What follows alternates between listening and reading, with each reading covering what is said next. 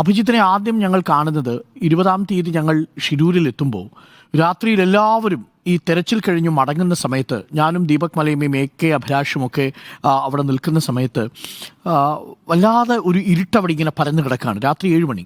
ആ സമയത്ത് ഒരു ആംബുലൻസിൻ്റെ പിന്നിൽ ആരും കാണാതെ പതുങ്ങി നിൽക്കുന്ന അഭിജിത്തിനെയാണ്. തിരിച്ചെങ്ങോട്ട് നടന്നു മാത്രമേ ഒരു 100-400 മീറ്റർ പോയാലേ വണ്ടി കയറാൻ പോലും പറ്റൂ. അവിടെ നിന്ന് കരഞ്ഞുകൊണ്ടിരിക്കുന്ന അഭിജിത്തിനെയാണ് നമ്മൾ കാണുന്നത്. ആദ്യന്തം അവിടെ ഉണ്ടായിരുന്നയാളാണ് ഈ അർജുൻ്റെ സഹോദരനായ അഭിജിത്തും അഞ്ജുവിൻ്റെ ഭർത്താവ് ജിതിനും. അവരെ നമുക്ക് ഓർമ്മിക്കാതെ ഒരു കാരണവശാലും നമുക്ക് മുന്നോട്ട് പോകാൻ കഴിയില്ല. ജിതിനൊക്കെ മണിക്കൂറുകളോളം കാർവാറും ഷിരൂരും അങ്ങോട്ടും ഇങ്ങോട്ടും ഓടുന്ന കാഴ്ചകളൊക്കെ നമ്മൾ കണ്ടതാണ്. ആദ്യഘട്ടത്തിൽ ഈ ജിതിനെയൊന്നും ആ പരിസരത്തോട്ട് പോകാൻ അവിടുത്തെ പോലീസ് അനുവദിച്ചില്ല. അപ്പോഴാണ് നമുക്ക് രോഷമുണ്ടാവുന്നതും നമ്മൾ പ്രതികരണം നടത്തുന്നതും. ജിതിനെയെങ്കിലും കയറ്റിവിട്ടൂടെ? ജിതിൻ അവരുടെ ബന്ധുവാണ്.